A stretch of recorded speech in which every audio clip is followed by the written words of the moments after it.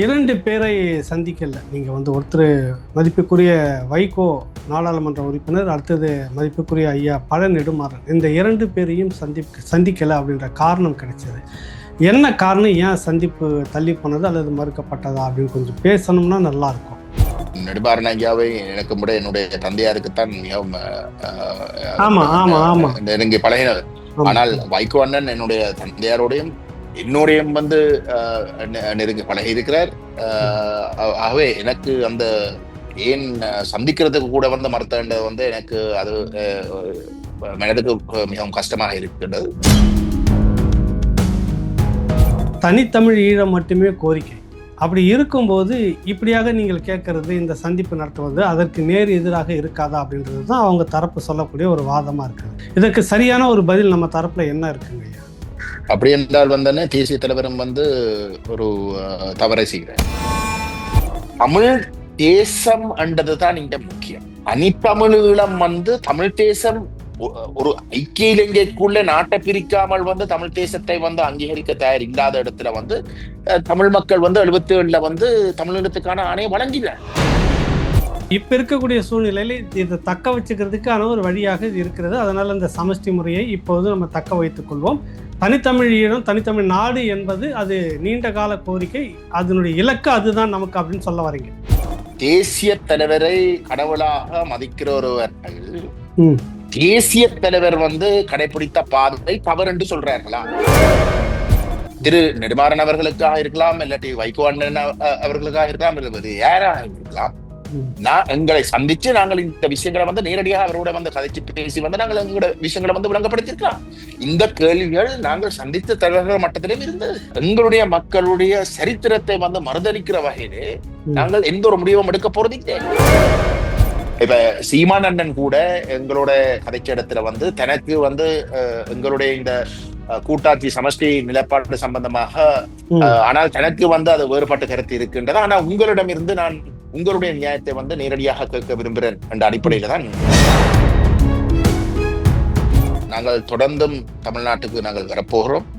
நாங்கள் தொடர்ந்தும் அனைத்து தலைவர்களையும் சந்திக்கிறதுக்கான அந்த முயற்சிகளை நாங்கள் தொடர்ந்து மேற்கொள்வோம். யாராக இருந்தாலும் எங்களிடம் நேரடியாக தங்களுடைய விமர்சனங்களை முன்வைத்து, தங்களுடைய கேள்விகளை முன்வைத்து அதுக்குரிய பதில்களை பெற்றுக்கொள்ளலாம்.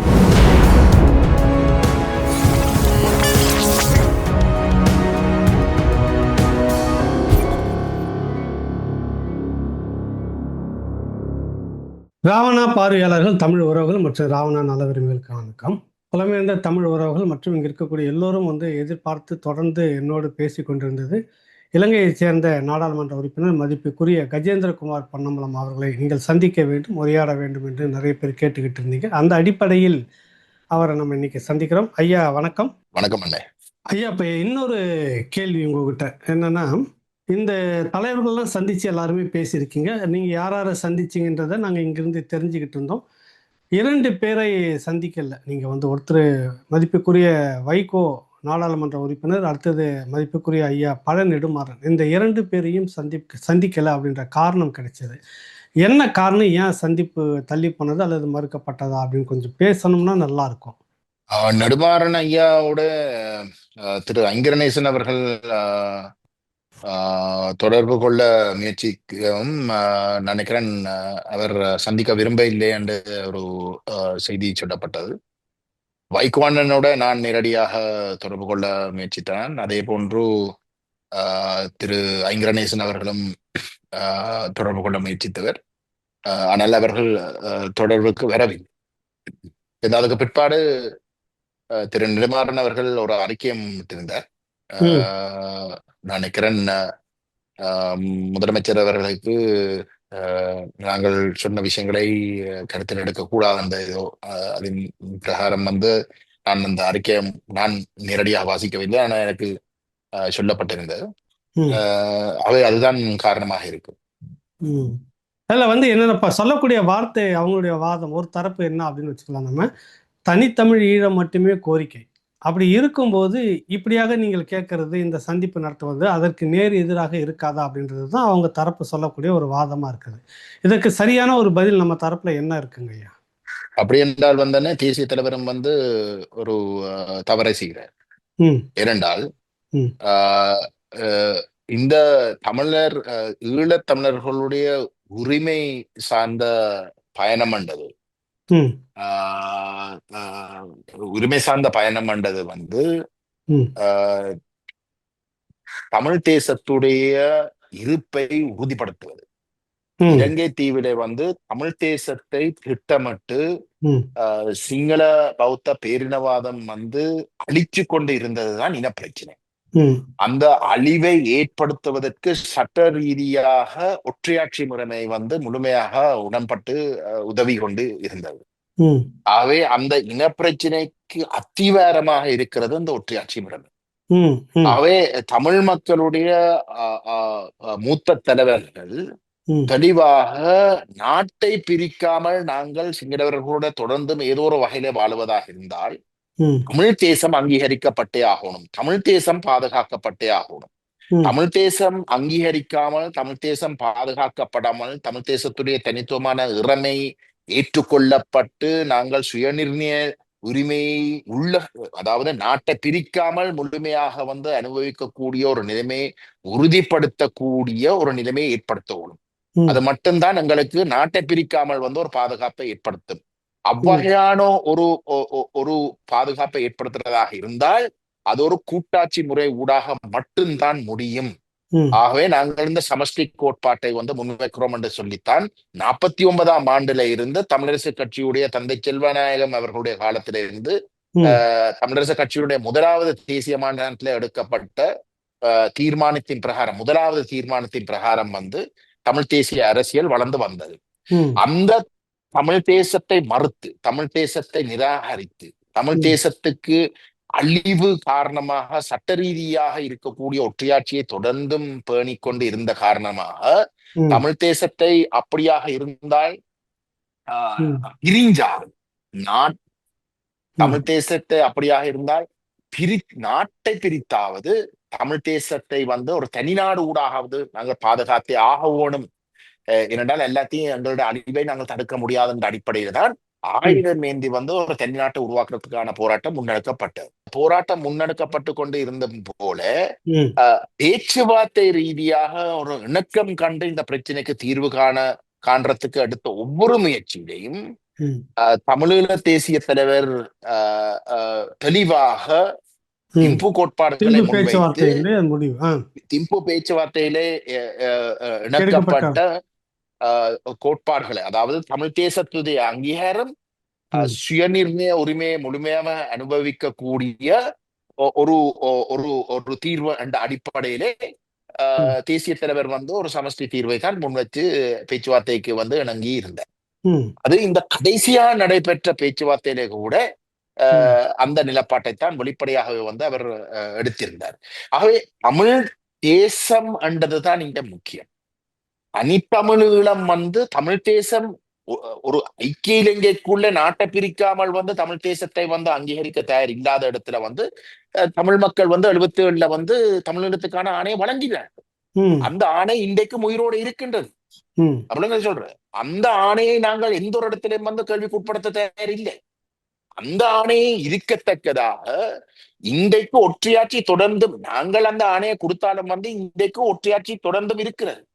அந்த ஒற்றையாட்சியை வந்து நாங்களும் எதிர்க்காமல், நாங்கள் தமிழீழம் என்று சொல்லிக் கொண்டு வந்து நாங்கள் இங்கே களத்துல வந்து நடக்கிற அழிவை வந்து நாங்கள் தடுக்காமல் வந்து எங்கிற மக்களும் போய் வந்து ஒற்றையாட்சி எதிர்க்காமல் இருந்தால் நாங்கள் சட்டப்பூர்வமாக வந்து தமிழீழ கோட்பாட்டை கைவிட்டதாகத்தான் இங்க வந்து முடிய போகுது.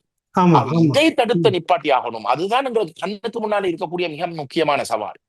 இதை நாங்கள் எதிர்த்தே ஆகணும். இதை எதிர்க்கிறதின் ஊடாக நிச்சயமா வந்து சிங்கள தேசத்துக்கும் வந்து ஏதோ ஒரு தேவைக்காக, ஒரு அழுத்தம் காரணமாக வந்து தமிழ்நாட்டு அழுத்தம் கொடுத்து ஒரு சமஷ்டி தீர்வுக்கு இல்லாட்டி கூட்டாட்சி தீர்வுக்கு வந்து இணங்குறார்கள் என்று சொல்லுவோமே. சும்மா ஒரு விவாதத்துக்கு ஏதோ சிங்கள தேசம் தவிர்க்க முடியாமல் வந்து தமிழ் தேசத்தை அங்கீகரிக்கின்ற ஒரு கூட்டாட்சி தீர்வுக்கு வந்து இணங்குறார்கள். அந்த தீர்வுக்கு இணங்கினதுக்காக தமிழகத்தை நாங்கள் எங்கட மக்கள் கைவிட்டதாக வந்து நாங்க சொல்ல வர இல்லை. அந்த தீர்வுக்கு இணங்கினாலும் கூட அந்த தீர்வு ஒரு சர்வஜன வாக்கெடுப்புக்கு மக்களுக்கு முன்னால வந்து வழங்கியே ஆகணும். ஏனென்றால் ஏற்கனவே 77ல வந்த தமிழ் மக்கள் ஆணைய கொடுத்தது வந்து தமிழீழத்துக்கு. ம் அந்த சர்வஜன வாக்கெடுப்புல வந்து கேட்கப்படணும் வந்து நீங்கள் தமிழீழமா, ஏற்கனவே நீங்கள் முடிவெடுத்த தமிழீழமா, இல்லாட்டி அதுக்கு பதிலாக வந்து தமிழ் தேசம் அங்கீகரிக்கப்படுகின்ற நாட்டை பிரிக்காமல் வந்து ஒரு ஒரு கூட்டாட்சி சமஷ்டி தீர்வுக்கு நாங்க இணங்க தயாரான முடிவை மக்கள்கிட்ட தான் நாங்கள் விடுவோம். அப்ப ம் எந்த ஒரு ம் இடத்திலையும் வந்து நாங்கள் தனித்தமிழீழ கோட்பாட்டை வந்து நாங்கள் நிராகரித்தோ ம் அதை பலவீனப்படுத்துறது, இந்த சமஷ்டி என்ற கோட்பாட்டை நாங்க வலியுறுத்துறதால வந்து நாங்க பலவீனப்படுத்துறோம் என்று யாரும் சொன்னால் அது ம் ஒன்றில் அவர்களுக்கு வந்து எங்களுடைய அரசியலும் நாங்கள் கொண்டு போற அரசியல் விளங்காமல் இருக்கு. ம் இல்லாட்டி வந்து அவர்கள் பிழையாக வழிநடத்தப்பட்டு அவர்கள் திட்டமிட்டு வந்து இந்த ஒற்றையாட்சி நிறைவேற்றுவது, ம் மக்களை திசை திருப்பி தமிழீழம் என்று நாங்கள் கதைச்சு கொண்டே இருப்போம் வெளியில.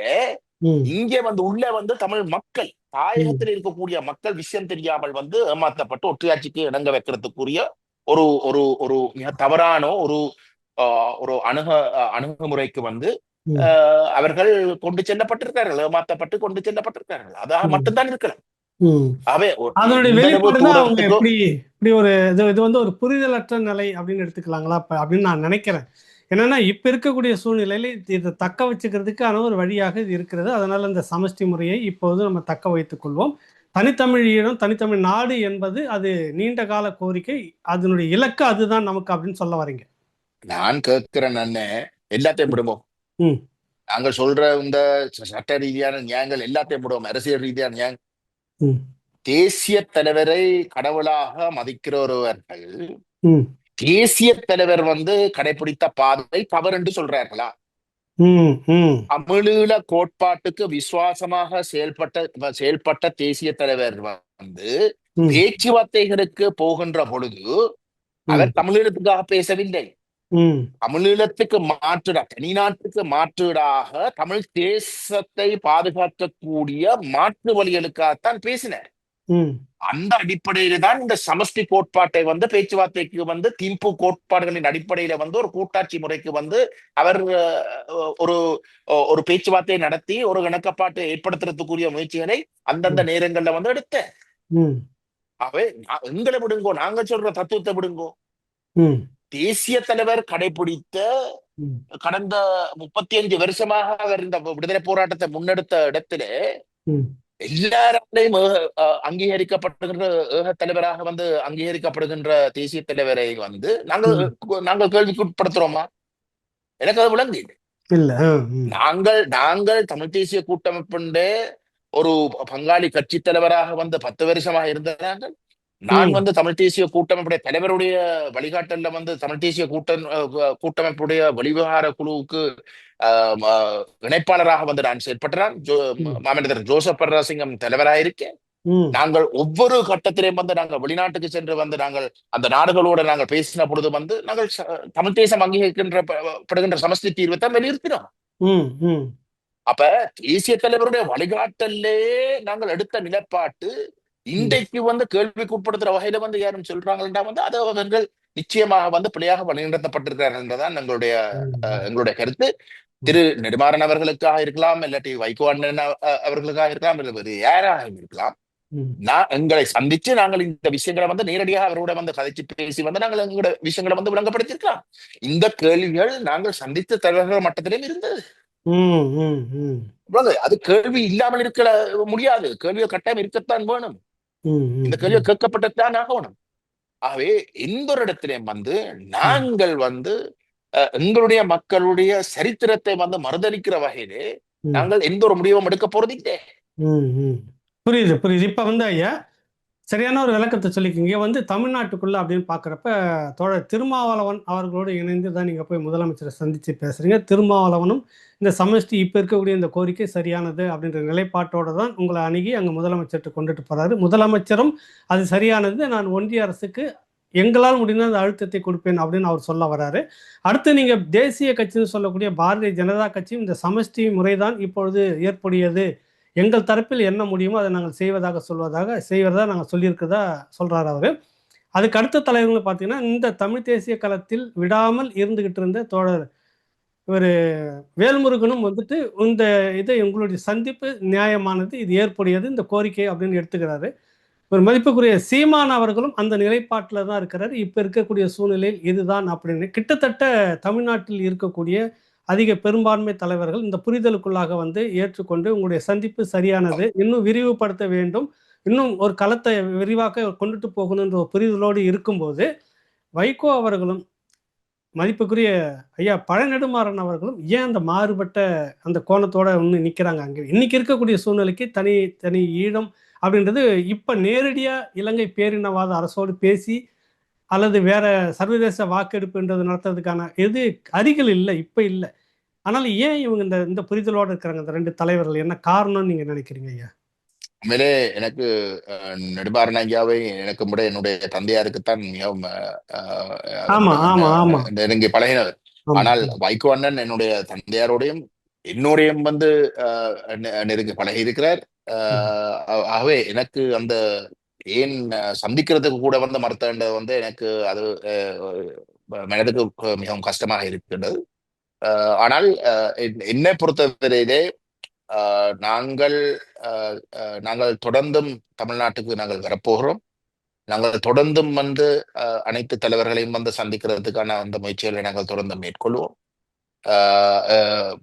யாராக இருந்தாலும் வந்து எங்களிடம் நேரடியாக வந்து தங்களுடைய விமர்சனங்களை முன்வைத்து தங்களுடைய கேள்விகளை முன்வைத்து அதுக்குரிய பதில்களை வந்து பெற்றுக்கொள்ளலாம்.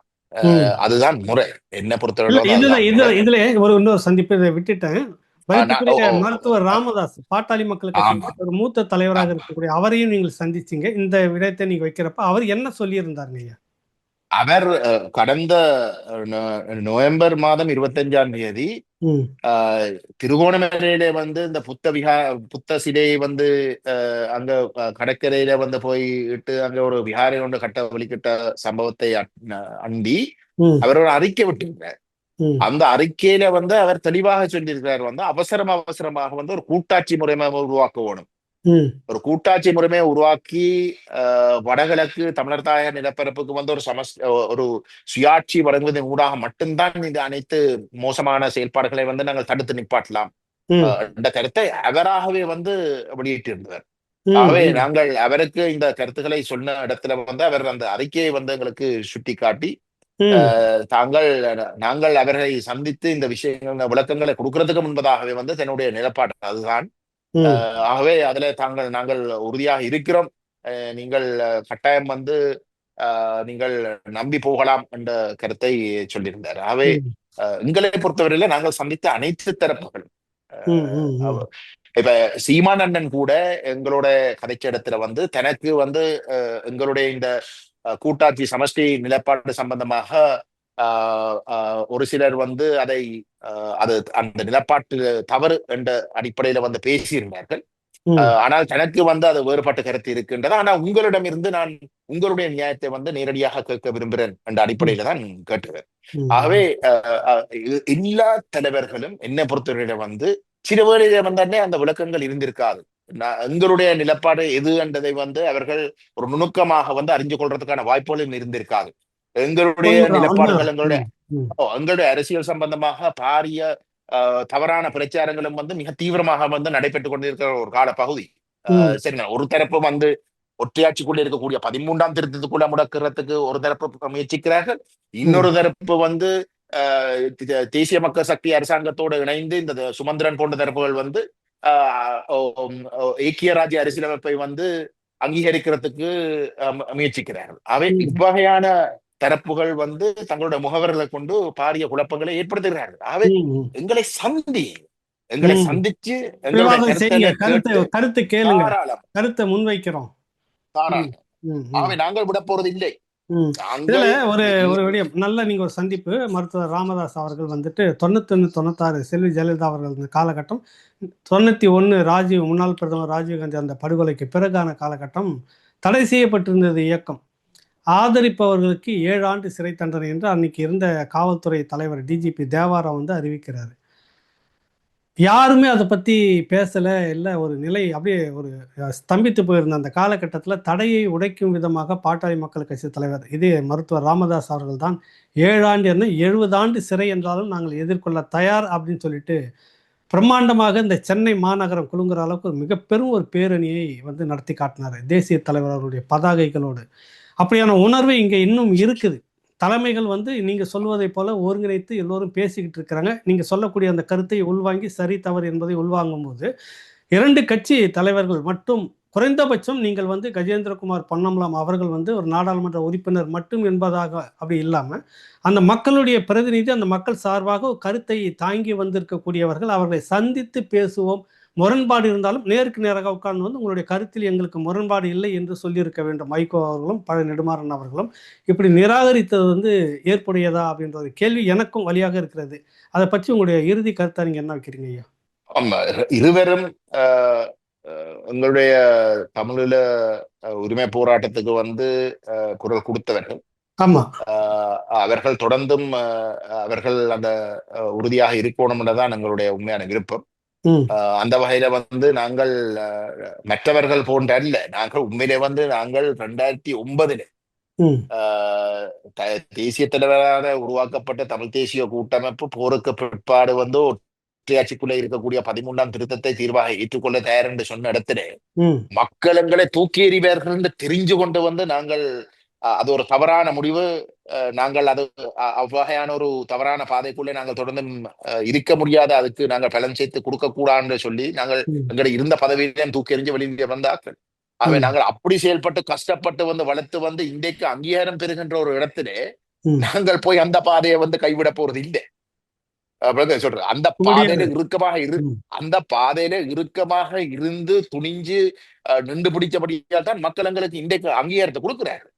ஆகவே அப்படிப்பட்ட ஒரு அங்கீகாரம் பெற தொடங்கினதுக்கு பிறகு நாங்க வளர்ந்து கொண்டு வருகின்ற இடத்துல நாங்கள் அந்த அந்த நிலப்பாட்டை வந்து கடைசி வரைக்கும் கைவிட போறது இல்லை. எங்களுடைய வேண்டுகோள், நெடுமாறன் ஐயாவும் வைகோ அண்ணனும் எங்களை சந்திக்கணும். எதிர்காலத்துல வந்து நாங்கள் தொடர்ந்து அவர்களையும் சந்திக்கிறதுக்கு அந்த முயற்சிகளை மேற்கொள்வோம். நாங்கள் அவர்கள் சிறுவழிலே தவறாக வந்து எங்களை விளங்கி கொண்டாலும் வந்து எங்களுக்கு ஒரு சந்தர்ப்பத்தை எதிர்காலத்துல வந்து கொடுக்க சொல்லி நாங்கள் கேட்கிறோம். அண்ணே, இங்க தாயகத்துல வந்து இந்த ஒற்றையாட்சியை உள்ளேங்கட அரசியலை கொண்டு போய் முடக்கிறதுக்கு என்று சொல்லி நாங்கள் அதை சுட்டி காட்டி அவர்களை அம்பலப்படுத்தி அவர்களை அரசியல் ரீதியாக மிக பலவீனப்படுத்தி இருக்கிற தமிழரசு கட்சி ஆக்கள் கூட இந்த சுமந்திரனோட கூட நாங்கள் கதைச்சு பேசி அவர்கள் சரியான வழிக்கு கொண்டு வருவதற்கு வந்து நாங்கள் அந்த முயற்சிகளை வந்து தொடர்ந்து மேற்கொள்வோம். அவர்கள் கடந்த காலங்களில் இன்றைக்கு கூட வந்து தவறாக நடந்து கொண்டாலும் ஏதோ ஒரு காரணத்துக்காக வந்து அவர்கள் எதிர்காலத்துல வந்து ஒரு அழுத்தம், நிச்சயமாக அவர்களுடைய அரசியல் இருப்புக்கு அது ஒரு ஆபத்தாக வரப்போகுது, தாங்கள் போற பாதை ஆபத்தாக வரப்போகுது என்ற ஒரு சூழல் ஏற்பட்டாலும் அவர்கள் சரியான ஒரு நிலைப்பாட்டை எடுக்கிற இடத்துல வந்து நாங்கள் அவர்களுடையும் ஏதோ ஒரு வகையில வந்து ஒரு புரிந்துணர்வு வரணும் என்ற அடிப்படையில் தான் நாங்கள் செயல்படுகின்றோம். எங்களை பொறுத்தவரையில வந்து இன்றைக்கு தவறு விட்டாலும் வந்து நாளைக்கு வந்து சரியான வழிக்கு வர தயார் என்றால் வந்து நாங்கள் அரவணைச்சு போகணும். இன்றைக்கு தமிழகத்துல வந்து ஒரு இருப்பு பிரச்சனையாக எங்களுடைய இருப்பு பிரச்சனை 2009 சாதிக்க முடியாத ஒரு காரியத்தை தமிழ் மக்கள் 2009 வந்து தேசிய தலைவர் உயிரா உரிமையா என்ற ஒரு தெரிவுக்கு முன்னால் கண்ணுக்கு முன்னால் இருந்த இடத்துல உயிர் போனாலும் பரவாயில்லை, நான் எங்களை உரிமையை கைவிட போறது இல்லை என்று எடுத்த முடிவை இன்றைக்கு தான் நாங்கள் இழக்கிறதுக்கு இருக்கிறது. இன்றைக்கு தான் அந்த ஆபத்து இருக்கின்றது. சரிதானே? ஆகவே அவ்வகையான ஒரு நிலையில வந்து நாங்கள் யாரையும் புறக்கணிக்க தயாரில்லை. நாங்கள் இன்றைக்கு நாங்கள் தவறுண்டு சொல்லி நாங்கள் குற்றச்சாட்டு தரப்பையும் நாளைக்கு நாங்கள் சரியான வழிக்குள்ள வந்து நாங்கள் ஒரு புதுவை ஏற்படுத்தக்கூடிய ஒரு சூழல் ஏற்பட்டால் நாங்கள் அவர்களை அரவணைச்சுத்தான் நாங்கள் போகணும். அதுல மாட்டுக்கிறது இருக்க முடியாது. நல்லதுங்க. இறுதியா வந்து புலம்பெயர்ந்த தமிழ் உறவுகளுக்கு நீங்கள் ராவணா மூலமாக சொல்லக்கூடிய தகவல்கள் என்ன இருக்குது? என்ன கருத்தை முன்வைக்கிறீங்க? புலம்பெயர்ந்த தமிழ் மக்கள், புலம்பெயர்ந்த ஈழத்தமிழ் மக்கள் வந்து தமிழீழத்துடைய ஒரு அங்கம். அவர்கள் வேறு, தாயத்தில் இருக்கக்கூடிய தமிழ் மக்கள் வேறு அண்டல்ல. ஆகவே புலம்பெயர்ந்த தமிழ் மக்கள் தாயகத்துல நடைபெற்ற இனாளிப்பில இருந்து தங்களோட உயிர்களை தப்புறதுக்கு காப்பாற்றுவதற்காகத்தான் வெளியில சென்றார். ஆகவே அவர்கள் அந்த வழியை முழுமையாக விளங்கிக் கொள்ளக்கூடிய ஒரு தரப்பு. அதிலும் அந்த அழிவுண்டே ஒரு விளைவாகத்தான் அவர்களுடைய வாழ்க்கை வெளிநாடுகள்ல இன்றைக்கு தொடர்றோம். ஆனால் அவர்கள் ஏதோ ஒரு வகையில வந்து தங்களுடைய வாழ்க்கையை பாதுகாக்க இருக்கக்கூடிய ஒரு சூழல் அடைந்திருக்கிறது. அவர்களுக்குத்தான் ஒரு மிகப்பெரிய பங்கு இருக்கின்றது. தாயகத்தில இந்த தமிழ் தேச நிலைப்பாட்டை கைவிடாமல் உறுதியாக பாதுகாக்கிறதுக்கு அவர்களுக்கு ஒரு மிகப்பெரிய ஒரு பங்கும் ஒரு பொறுப்பும் இருக்கின்றது.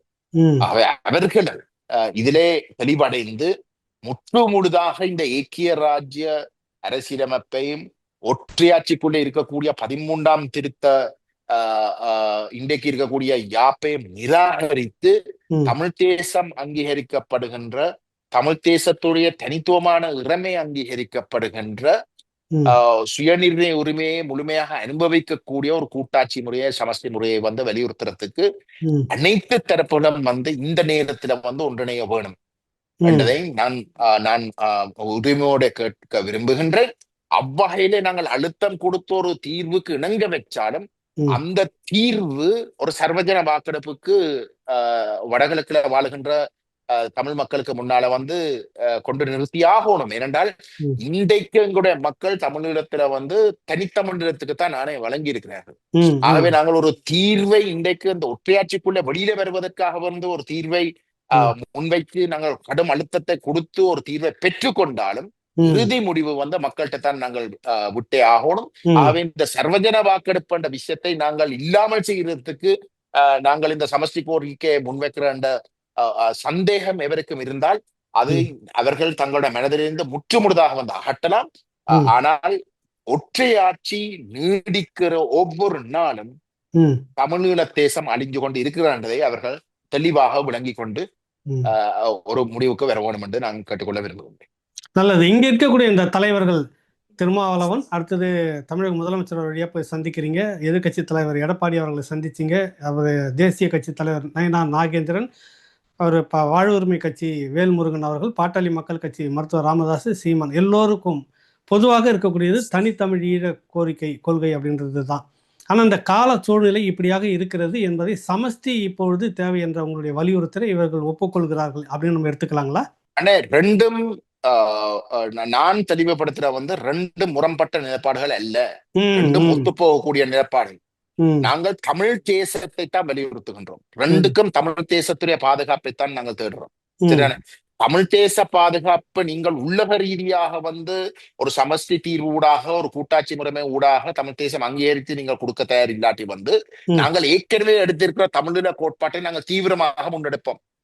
ஆனால் நீங்கள் தமிழ் தேசத்தை அங்கீகரித்து ஒரு கூட்டாட்சி தீர்வை நீங்கள் கொடுக்க தயார் என்றால் நாங்கள் அதை பரிசீலிப்போமே தவிர இன்றைக்கு இந்த ஒற்றையாட்சி தொடர்ந்தும் அனுமதிக்கவே முடியாத இந்த நிலைப்பாட்டை அவர்கள் துணிஞ்செடுக்காம கூட்டாட்சி, தமிழ் தேசம் அங்கீகரிக்கின்ற கூட்டாட்சி முறைமையோ, தமிழ் தேசத்தை நாட்டை பிரித்து உருவாக்குற தமிழீழ நிலைப்பாடோ முரண்பட்ட நிலைப்பாடு இல்லை. அது ஒன்றாக பயணிக்கக்கூடிய நிலைப்பாடு, ஒன்றுக்கு ஒன்று அது பலப்படுத்துகின்ற ஒரு நிலைப்பாடா இருக்குமே தவிர நாங்கள் சிங்கள தலைவர்களுக்கும் நான் பாராளுமன்றத்தில் கூட எத்தனையோ தடவை சொல்லியிருக்கேன். இன்றைக்கு நீங்கள் இந்த தமிழீழ கோட்பாட்டை நாங்கள் கைவிட வேணும் என்று சொன்னால் நீங்கள் தமிழ் தேசம் அங்கீகரிக்கப்படுகின்ற கூட்டாட்சி முறையை நீங்கள் ஏற்றுக்கொள்ளும். அதை நீங்கள் ஏற்க தயார் இல்லாட்டி நாங்கள் போய் எங்கட மக்களுக்கு தமிழீழத்தை கைவிட சொல்லி நாங்கள் சொல்லிடலாம். தமிழீழ கோட்பாட்டை தமிழ் மக்கள் அங்கீகரிச்ச 77ஆம் ஆண்டு 77ஆம் ஆண்டு தமிழ் மக்கள் முகம் கொடுத்த இனாளிப்பு இல்லாட்டி இனாளிப்பு செயல்பாடுகள் 2009 ஒப்பிட்டே பார்க்க முடியாது. ஒரு மிக சிறிய அளவான இனாளிப்பு தான் நடந்தது. அதுக்கப்புறம் ஒரு பாரிய இனாளிப்பு 2009 நடைபெற்றதுக்கு பிற்பாடு நாங்கள் அந்த தமிழீழ கோட்பாட்டை கைவிட சொல்லி நாங்கள் கேட்கலாம். குறைஞ்சது நீங்கள் தமிழ் தேசத்தை அங்கீகரிக்கிறதுக்கு நீங்கள் இணங்கினால் மட்டும்தான், அப்படி என்றால் தமிழ் மக்கள்கிட்ட நாங்கள் போய் கேட்கலாம். சரி, இப்ப தமிழ் தேசம் இங்க நாட்டை பிரிக்காமல் அங்கீகரிக்கிறதுக்கு இவர்கள் தயாராக இருக்கிறார்கள். நீங்கள் ஏற்கனவே இல்லை தனித்தமிழத்துக்கு தான் நீங்கள் ஆணையை வழங்கி இருக்கிறார், நீங்களாகவே முடிவெடுங்கள் நாங்கள் முன்வைக்கலாம். அதுதான் தேசிய தலைவருடைய நிலைப்பாடு. ஆகவே அந்த நிலைப்பாட்டுல நாங்கள் உறுதியாக இருக்கணும் என்றதை தான் நான் சொல்ல விரும்புகிறேன். ரொம்ப நன்றி.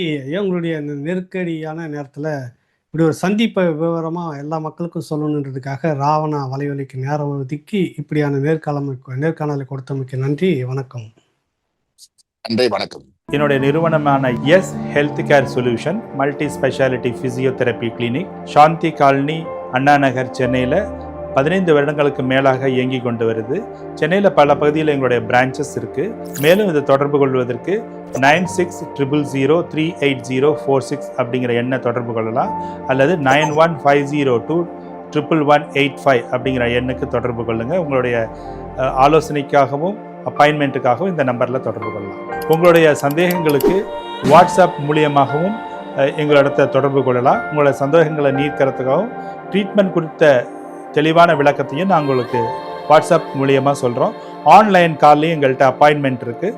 நீங்கள் வர முடியாதவங்க அந்த ஆன்லைன் வசதியை பயன்படுத்தி கொள்ளலாம்.